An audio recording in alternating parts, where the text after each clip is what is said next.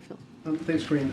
On the debt limit, Senator Manchin today called the White House position on no negotiations, quote, not responsible. And yesterday, I think he called it a mistake.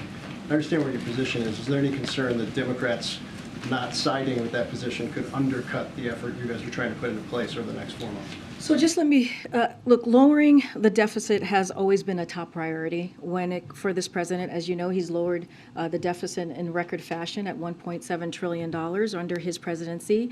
And he's always said he is happy to talk to anyone who wants to deal with that in a responsible way.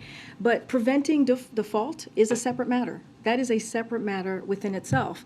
It is a basic responsibility for Congress. We've said this over and over and again, and I'll continue to say this. And it's a responsibility that Congress has to the American people.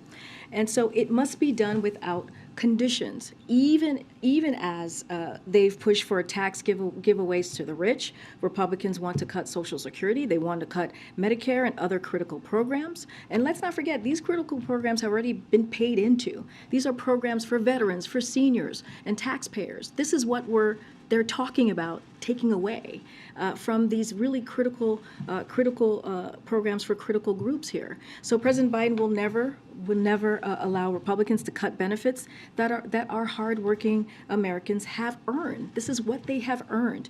So, but I'll also note, as it relates to Senator Manchin and to your question, Phil, he agreed on the need to protect Social Security. He agreed on the need to protect Medicare and called on Republicans to take cuts to those programs off. This is, quote, off the board right now. And so just want to make that very, very clear as well. Are you actively asking Democrats not to break ranks on this issue?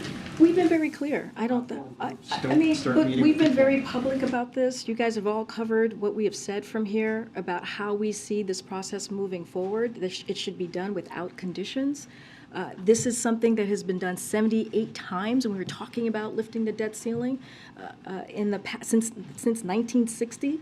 I believe this is not unusual. It was done 3 times in the past administration under Donald Trump. So this is nothing unusual. This is something that should be done without conditions, and we should not be taking hostage key programs that the American people really earned and care about. Social Security, Medicare, it should not be put into a hostage situation. And again, the president's going to continue to fight for those programs, and we're going to be very clear about how we see how Congress should move forward.